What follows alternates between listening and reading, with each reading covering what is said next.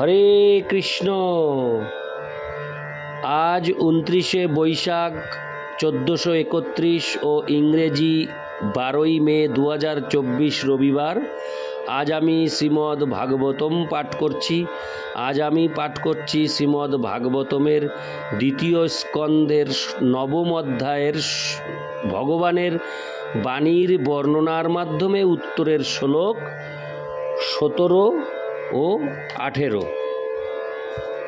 অডিওর শুরুতে আমি আমার সকল ভক্তিমতী মা ও ভক্তবৃন্দের কাছে একটি প্রার্থনা জানাচ্ছি। আপনারা আমার এই অডিও শ্রবণ করার পর আপনাদের কেমন লাগলো অবশ্যই একটি কমেন্টস করে আমাকে জানাবেন, এবং সাথে সাথে আপনারা কোথা থেকে শুনছেন সেটিও কমেন্টস করে আমাকে জানাবেন। আপনাদের এই কমেন্টসের আশায় আমি বসে থাকি।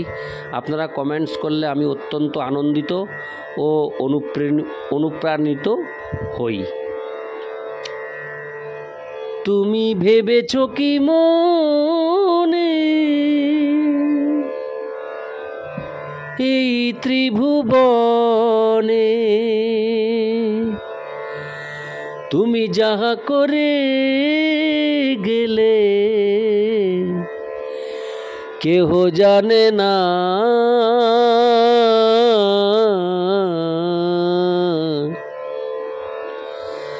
বারে বারে আর আশা হবে না। তুমি যাহা করে গেলে আসিয়া হে থায় চিত্রগুপ্ত লিখিয়া ভরিলেন খাতায়। তোমার বিচার করিবে সেই বিধাতা, তার কাছে ফাঁকি ঝুঁকি কিছুই চলে না।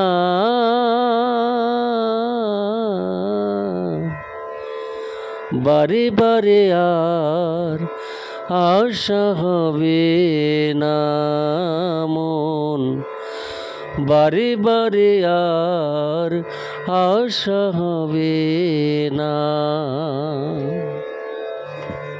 শ্লোক 17।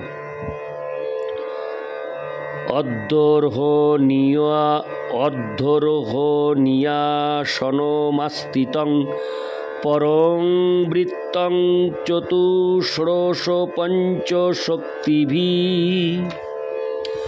যুক্তং ভগৈ শৈরিতরত্র চাধ্রুবৈ স এব ধামনো রমমানমীশ্বরম। অনুবাদ: সেই পরমেশ্বর ভগবান শ্রেষ্ঠ সিংহাসনে উপবিষ্ট এবং তিনি চতুষ্ষোড়শ ও পঞ্চশক্তির দ্বারা পরিবেষ্টিত এবং অন্যান্য গৌণ শক্তি সহ ষড়ৈশ্বর্যপূর্ণ। তিনি তার স্বীয় ধামে রম্যমান প্রকৃত পরমেশ্বর ভগবান। তাৎপর্য: ভগবান স্বাভাবিকভাবেই ষড়ৈশ্বর্যপূর্ণ। বিশেষ করে তিনি সবচেয়ে সম্পদশালী, সর্বশক্তিমান, সর্বাধিক যশস্বী, সর্বাপেক্ষা সুন্দর, সর্বশ্রেষ্ঠ জ্ঞানী এবং সর্বশ্রেষ্ঠ ত্যাগী। জড় সৃষ্টির জন্য তিনি প্রকৃতি, পুরুষ, মহতত্ত্ব এবং অহংকার এই 4টি শক্তির দ্বারা সেবিত। তিনি পঞ্চমহাভূত ভূমি, জল, আগুন, বায়ু এবং আকাশ, পঞ্চ জ্ঞানেন্দ্রিয় চক্ষু, কর্ণ, নাসিকা, জিহ্বা এবং ত্বক, এবং পঞ্চ কর্মেন্দ্রিয় হস্ত, পদ, উদর, পায়ু এবং উপস্থ এবং মন এই 16টি শক্তির দ্বারাও সেবিত। অন্য পঞ্চশক্তি হচ্ছে রূপ, রস, গন্ধ, শব্দ এবং স্পর্শ, এই 5টি তন্মাত্র।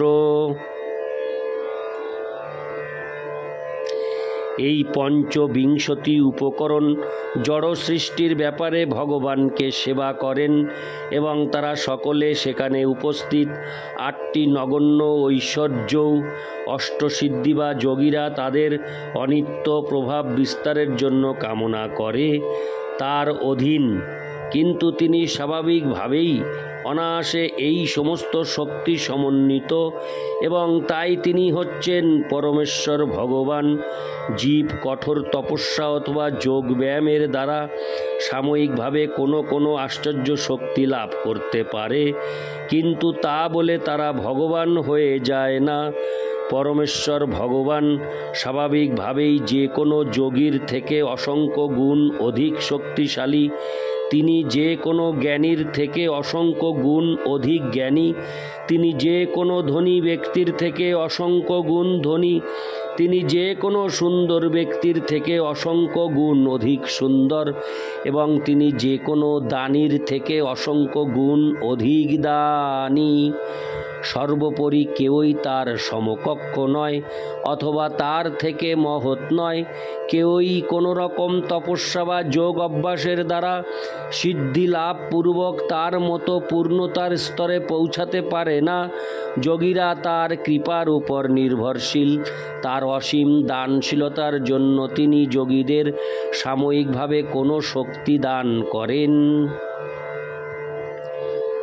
কেননা যোগীরা সেই সমস্ত শক্তির আকাঙ্ক্ষী, কিন্তু তার অনন্য ভক্তদের যারা তার প্রেমময়ী সেবা ব্যতীত অন্য কিছু কামনা করেন না, তাদের প্রতি তিনি এতই প্রসন্ন হন যে তাদের অহৈতুকী সেবার বিনিময়ে তাদের কাছে নিজেকে দান করেন। ইতি শ্লোক 17। শ্লোক 18। তদ্দর্শনাল্লাদ পরিপ্লুতান্তর হৃষ্যত্তনু প্রেম ভরাশ্রুলোচন নানাম পদাম্বুজমস্য বিশ্বশ্রীগো যৎপারমহংসেন পথাধিগম্যতে। অনুবাদ: এইভাবে পূর্ণরূপে পরমেশ্বর ভগবানকে দর্শন করে ব্রহ্মা অন্তরে আনন্দ বিহ্বল হলেন এবং দিব্য প্রেম ও আনন্দে তার নেত্র প্রেমাশ্রুতে পূর্ণ হল। তিনি তখন ভগবানের শ্রীপাদপদ্মে প্রণত হলেন। পরমহংসদের মার্গ অনুসরণ করলেই কেবল এই পরম সিদ্ধি লাভ হয়। তাৎপর্য: শ্রীমদ্ ভাগবতের শুরুতে বর্ণনা করা হয়েছে যে এই মহান শাস্ত্রটি পরমহংসদের জন্য পরম নির্মৎসরাণাং শতাম, অর্থাৎ যারা সমস্ত কলুষ থেকে সর্বতোভাবে মুক্ত হয়েছেন। এই শ্রীমদ্ ভাগবত কেবল তাদেরই জন্য। বদ্ধ জীবন শুরু হয় সর্বোচ্চ হিংসার ফলে, অর্থাৎ পরমেশ্বর ভগবানের প্রতি মৎসরতা পোষণ করার ফলে। সমস্ত প্রামাণিক শাস্ত্রে পরমেশ্বর ভগবানকে বাস্তব সত্য বলে স্বীকার করা হয়েছে এবং শ্রীমদ্ ভগবদ্ গীতায় পরমেশ্বর ভগবানের সবিশেষ রূপ বিশেষভাবে উল্লেখ করা হয়েছে এবং সেই মহান শাস্ত্রের শেষ অংশে জড়জগতের দুঃখ দুর্দশা থেকে মুক্ত হওয়ার জন্য সেই পরমেশ্বর ভগবানের শরণাগত হওয়ার বিশেষ নির্দেশ দেওয়া হয়েছে। দুর্ভাগ্যবশত পুণ্যহীন ব্যক্তিরা পরমেশ্বর ভগবানে বিশ্বাস করে না, পক্ষান্তরে তারা ভগবান হতে চায়। বদ্ধজীবের এই মৎসরতার পরম প্রকাশ হচ্ছে ভগবানের সঙ্গে এক হয়ে যাওয়ার বাসনা এবং তাই সর্বশ্রেষ্ঠ জ্ঞানীরাও পরমেশ্বর ভগবানের সঙ্গে এক হয়ে যাওয়ার বাসনা করার ফলে, মাৎসর্যপূর্ণ মনোভাবের ফলে কখনো পরমহংস হতে পারে না। যারা ভক্তিযোগের অনুশীলনে ঐকান্তিকভাবে যুক্ত তারাই কেবল পরমহংস স্তর লাভ করতে পারেন। ভক্তিযোগের শুরু হয় যখন মানুষ গভীর নিষ্ঠা সহকারে বিশ্বাস করে যে পূর্ণ প্রেমে পরমেশ্বর ভগবানের সেবা করার ফলেই কেবল জীবনের সর্বোচ্চ সিদ্ধি লাভ করা যায়। ব্রহ্মাজি ভক্তিযোগের এই পন্থায় বিশ্বাসী হয়েছিলেন। তিনি তপস্যা করার জন্য ভগবানের নির্দেশে বিশ্বাসপরায়ণ হয়েছিলেন এবং কঠোর তপস্যার ফলে বৈকুণ্ঠ লোক এবং ভগবানকে প্রত্যক্ষভাবে দর্শন করার মহান সাফল্য অর্জন করেছিলেন।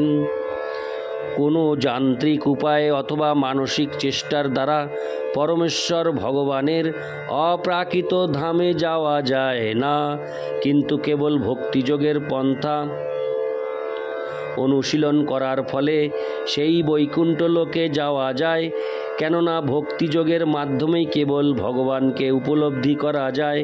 ব্রহ্মাজি প্রকৃতপক্ষে তার কমলাসনে উপবিষ্ট ছিলেন, কিন্তু গভীর ঐকান্তিকতা সহকারে ভক্তিযোগের পন্থা অনুশীলন করার ফলে সেখান থেকে তিনি পরম বৈচিত্র্যপূর্ণ বৈকুণ্ঠ লোক এবং স্বপার্শ্বদ ভগবানকে দর্শন করেছিলেন।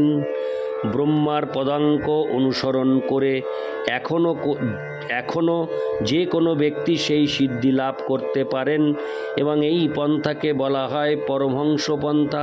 শ্রী চৈতন্য মহাপ্রভুও আধুনিক যুগের মানুষদের আত্ম উপলব্ধির জন্য এই পন্থা অনুমোদন করেছেন। সর্বপ্রথমে সর্বতোভাবে পরমেশ্বর ভগবান শ্রীকৃষ্ণে বিশ্বাস করতে হবে এবং মনোধর্ম প্রসূত জ্ঞানের দ্বারা তাকে জানবার চেষ্টা না করে শ্রীমদ্ ভগবদ্ গীতা এবং তারপর শ্রীমদ্ ভাগবত থেকে তার সম্বন্ধে শ্রবণ করতে হবে। আর পেশাদারী ব্যক্তিদের কাছ থেকে অর্থাৎ কর্মী, জ্ঞানী অথবা যোগীদের কাছ থেকে না শুনে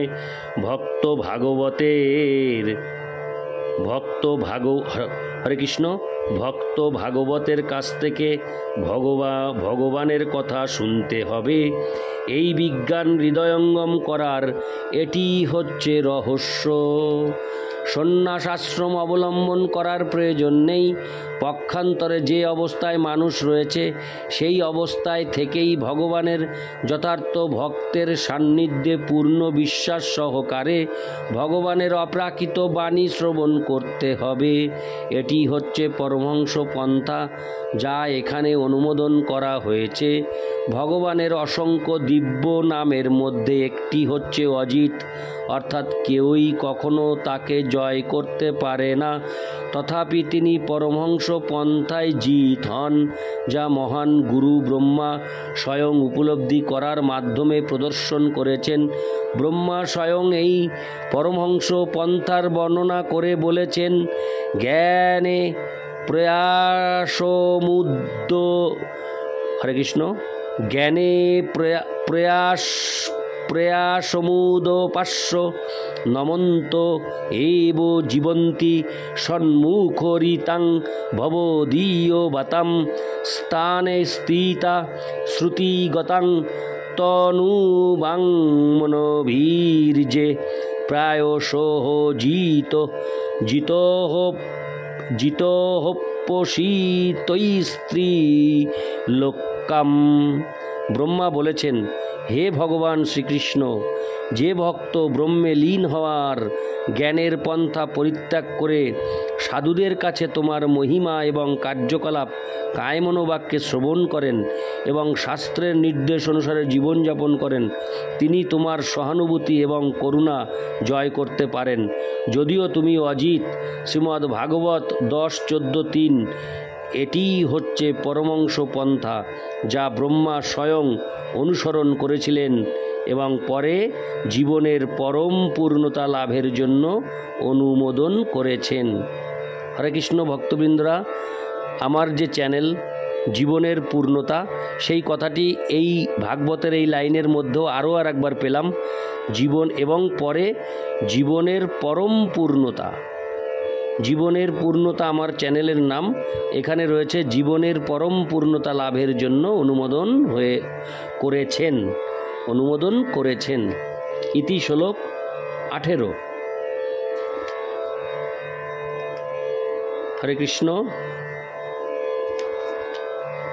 নারায়ণ হে নারায়ণ